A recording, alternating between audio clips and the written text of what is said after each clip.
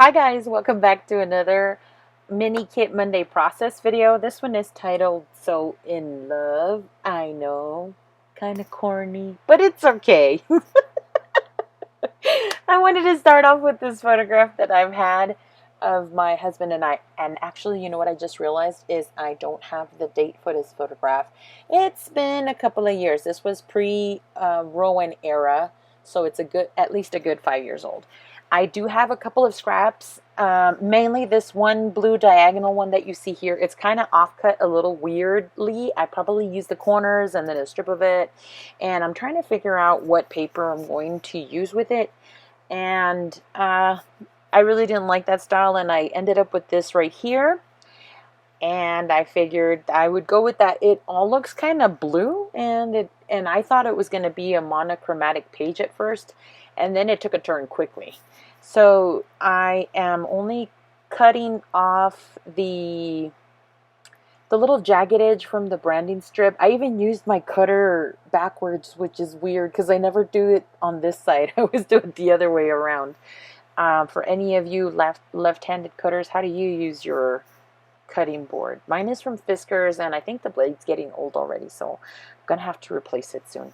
This pocket page card is actually from the Photo Freedom Volume 1, and I wanted to use it mainly because I got tired of seeing it on my desk. It's just been floating around for the last couple of months because I've been wanting to use up some things that I had pulled out and just didn't know what to do with, or I was too lazy to put it back, just to be honest. Um, and then I decided that I wanted to do something dimensional with it, and I saw all these little flags, and usually I'm not that great with little banner type things like this, but I decided this would give it some dimension. It would make you want to like touch it if I had cut it out and it's not just all one printed little paper. And I decided to give it some dimension and help myself roll these and not crease them too much by using that little wooden dowel that I had. It's sitting on my desk. I don't know what I'm using it for. So that's just what I wanted to do the whole time after I had already cut the little flags, is just play with them with my thumbs and stuff. So I figured it was a good touch. And I'm sorry for the really long close-up. I cut up a big chunk out of that because, and I really didn't do much. I was just moving the papers around, but it was close up and I forgot to put it far away until I looked up and realized that, hey, it's still filming real close up.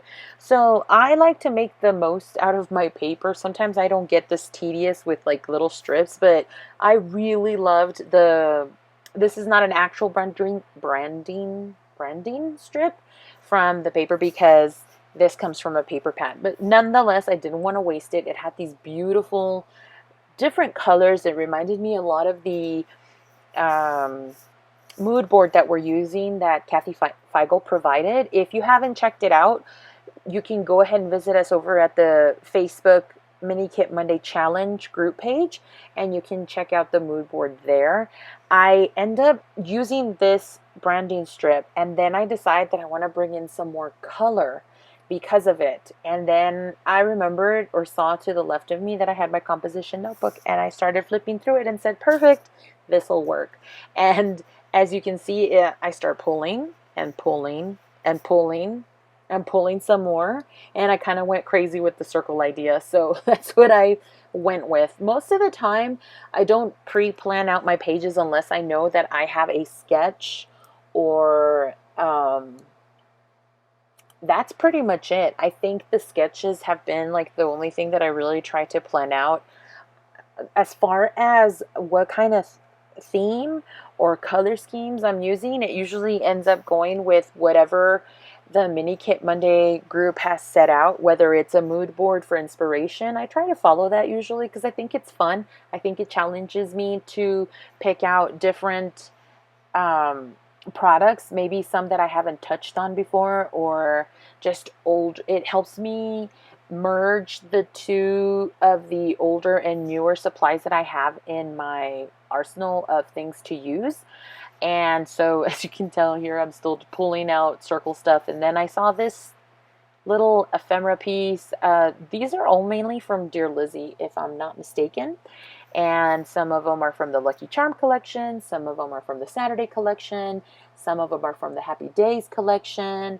And Yeah, so I just happened to go through my Dear Lizzy uh, part of the composition notebook that I have and just decided to just keep going. I just added and added and added until I felt like I had sufficient a sufficient amount of things to just plaster onto my page, which is pretty much what I've been doing as of late. I think I've already made 3 layouts this month, and in the 3 that I've done, it's just been a lot of like picking and choosing and then just starting to lay down things. I kind of This one took me a bit more time because I was trying to place them where they looked, I don't want to say sporadic, but I don't want them to be in like lines. I kind of wanted them to be randomly placed, but even so, they end up looking kind of like a pattern because I wanted to distribute the color sort of evenly, or maybe even in a visual triangle, so that your eye can bounce around from place to place, but it still has some sort of order, I guess. Here I was real super brave or dumb because I put the glue over my photograph without making me cry. I mean, cry. I just read a text from my sister without, yeah, cry too, because without caring about adding glue to my photograph. I just recently got a large bottle of Undo, and I've been using that puppy like it's running out of style. Is that the phrase? I'm not too sure. So here I wanted to break up the square look because I had so many circles. So I wanted to give that sticker, that rectangular sticker, some dimension or texture and I just did that by simply corner punching the corners. I do end up adding some dimensional foam to that large sticker so that it also pops up. And here you can see that I also popped up the photo cameras, excuse me, with dimensional foam as well. I glue in this piece of ephemera. They're like titles. They're already pre-cut. They came from Dear Lizzy. She's had a couple of those packs come out, and I decided to make that my main title, and so I glued it down, and then later on you'll see me outline it very carefully with a Jelly Roll pen in the size 10. I just really like those pens for white. And as an afterthought, I just thought of adding maybe some white paint splatters. I don't have anything in way of, what do you call this? The color mists or shine sprays or anything in the white. I do, but one is like clear.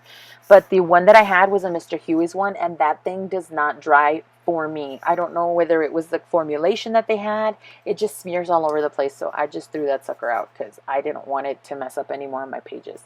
So I just went with an amethyst color shine spray from Heidi Swapp that you'll see later on.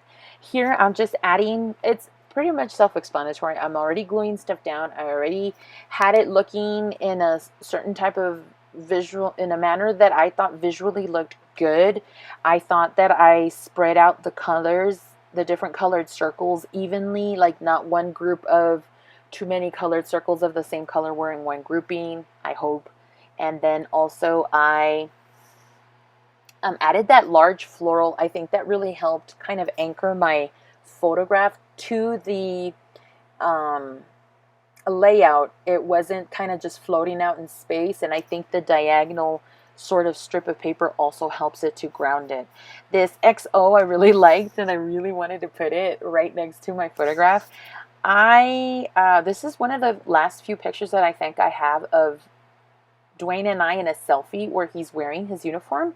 He's no longer in the military. He was a tank mechanic, and I used to love watching him in his uniform.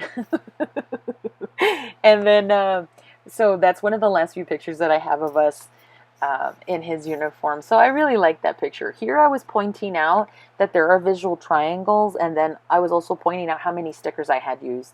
I picked up all the ephemera that I didn't end up using, and that's in a neat pile, which I'll put back into my notebook.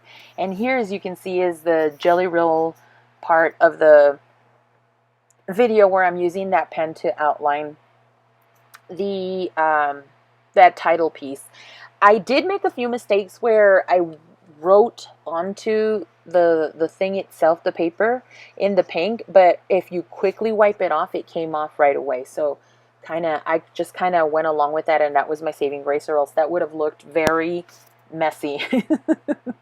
So then I decided that I needed some dimension. I had a lot of depth. I tried to put smaller circles and bigger circles, and then I even put some half circles on the sides, or some underneath. Some were not complete circles, so I put them next to the diagonal blue paper. And then I wanted to add dimension by adding several of those brads. And I'm kind of glad that I added more than just 2 or 3. I ended up using about 10 or so brads. And it gave it that depth or dimension or texture that it needed it because the layout was so flat. The last thing that I want to point out is that I did use a twine or hemp twine little bow, and I added that to the top of the banner just so it could direct your eye to that little banner piece from the pocket card. And here are a few of the close-ups. If you haven't checked out the ladies from Mini Kit Monday, don't forget to do so, and also check out our Facebook group. Thanks for watching, and we'll see you in the next video. Bye!